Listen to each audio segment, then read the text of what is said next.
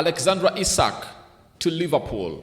First bid in. It has been rejected by the side of Newcastle. And the reason as to why they've gone ahead to reject it has been revealed by Fabrizio Romano and David Austin. Welcome to the Rokani Media Football. How are you guys and where are you watching us from? I go by the names of Rokan David. Smash the like button, comment and share. If you're totally watching us for the very first time, endeavor to subscribe to this channel so as not to miss out on stories that we do upload in here on a daily. Now, Alexandra Isak, exclusive story dropped by none other than David Austin, and he's told us that Newcastle rejects official bid from Liverpool from Alexandra Isak. Initial approach informal. Now firm. Liverpool offer and turn down. Newcastle suggested new deal with 2026 release clause plus senior teammates pushing Isak to stay, but he wants the move. So Isak already went ahead to obviously submit what we call, it's called a request, transfer request, and after really submitting it, guess what happened? Isak went ahead to obviously find himself in a position of really not getting a green light from the side of Newcastle. And Newcastle are really having their own reasons as to why they've not gone ahead obviously let this deal really go on as planned by the side of Isak. But Isak wants out. Isak wants out of Newcastle and is like, let me go. So even the players are really pushing him to stay, but the player doesn't intend to stay at the side of Newcastle and is like, all I want is to leave the side of Newcastle. Now, after that, Fabrizio Romano went ahead, obviously let us know that Liverpool have opened official talks with Newcastle for Alexandra Isak as opening bid sent.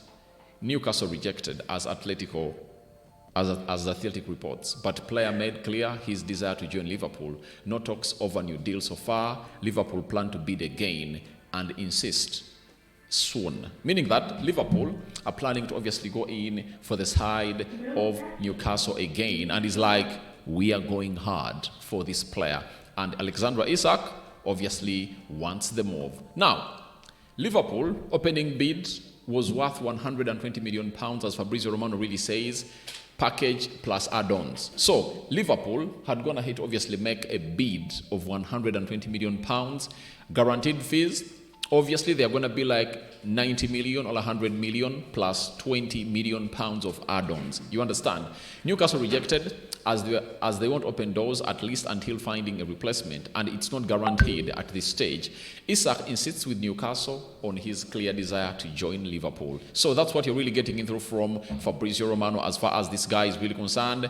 And they're like, the side of Newcastle is really wanting a new striker. And to obviously give Liverpool fans a little bit of happiness or really big hope that this deal will obviously come to pass and it will happen, I want to let you know that the side of Manchester United and Newcastle are really wanting a deal of, they're really wanting a deal of, what's the name of the guy? They're really wanting a deal of Benjamin Sesko to obviously get cleared. And Newcastle are insisting that before they obviously come out to see to it that they really give a go-ahead for Liverpool to obviously go ahead and really sign Alexandra Isak, they need to get assurance from the side of RB Leipzig that Benjamin Sesko is obviously going to be joining them. That is it. And if they don't get a replacement, they're still hinging on to not letting this guy go or leave. So that's how hard it is for the side of Liverpool to obviously get in Alexandra Isak. But I always told you that if they get in Alexandra Isak, it's really going to be very, very, very, very bad for we, the people who support Man United, Arsenal, name it. Because Isak is a lethal striker and is one of the best strikers in the world right now. He is really consistent, clinical, and he's really one of those players that every club would obviously want. I tell you, there is no club in world football where Alexandra Isak doesn't command a starting position. That club is not there. When you talk about Man United, he starts ahead of Højlund. Even at City, you know, there is my transportation guy who really supports City. I told him that Isak is really better than Haaland. He told me that, you're really lying. And I told him, please, you don't know football. Because if you can compare Erling Haaland to Isak, then you are really totally off. Why?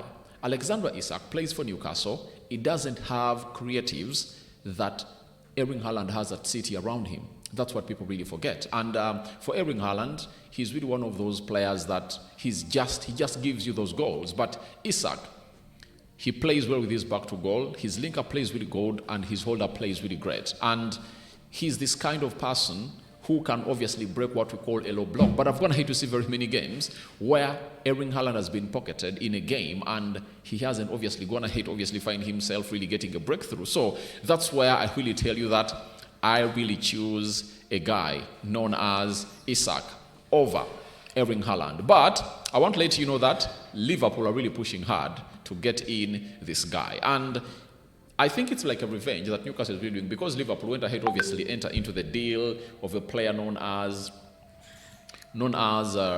Ekitike, as Newcastle were the first ones to go there because they had anticipated that Liverpool could obviously come in through for their typical number 9. And that's how things really went ahead to pan out in there. So that is Alexander Isak for you.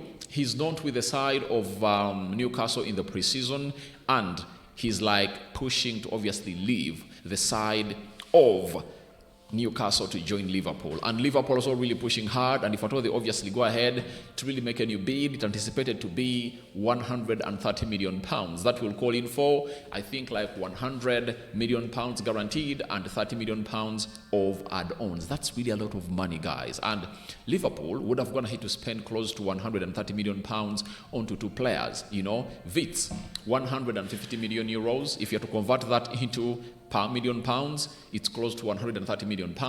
If they go in for another player of that magnitude of a price, obviously it would have gone ahead to go down in history that it's the highest spending English side ever, because they have Frimpong, Kokes, they have Vats in, they've gone ahead to bring in Ekitike, they've gone ahead to obviously do the deal of a player known as Alexander Isak. So we are waiting to see how things really pan out from that deal of Isak, but Liverpool are really pushing hard, and Newcastle are really telling the player, we've gone ahead to offer you a new deal until 2030, but there's going to be a release clause come 2026. And that release clause, nobody knows, because if they are calling in for 130 to 150 million pounds right now, what will the release clause be? I think the release clause will be a bit cheaper, but right now he's really known into the mode of obviously wanting to stay at Liverpool, and he believes that it's now all over, because next season you never know which other player will obviously bust up. You know, you will never know which other player will obviously come and really bust up to see to it that we get into the mix. So that is it for Isak, and let's obviously go to Chelsea, as they've gone ahead obviously get in another left-sided player, and he goes by the names of Jorrel Hato. Understand Jorrel Hato starts his medical as new Chelsea player later today. Documents completed by Chelsea and Ajax. Player undergoing medical, then set to sign contract valid until June 2032. Oh my God, they are signing this player for 7 fucking years. Deal done, confirmed. So he's at, it's called a Cobham. He's undergoing the medical at Chelsea. And I never obviously came up and obviously did a here we go for this story. But where I was, a lot was really running in my mind. And my mind was racing. Why was it racing? Because I was looking at this guy known as Hato coming to Chelsea. Meaning that Chelsea now have Badiashile. They do have Colwill. They do have now a player called Hato. Hato can play as a left back, but he's really good when he plays as a left-sided centre-back. And I think him and Colwill are almost in the same age, and they're obviously going to be coming here to compete. I don't know whether the agent went ahead to do some research at Chelsea, but I couldn't obviously really sanction a move like that for Jorrel Hato. But he's undergoing his medical and he's going to be joining Chelsea. At Chelsea, that is another player coming in through, because they first brought in Liam Delap, they brought in João Pedro, they brought in Gittens, and they've gone ahead to bring in Jorrel Hato into the mix. So guys, that's what I had for you here onto the Rokani Media Football. Hope you guys are really having fun.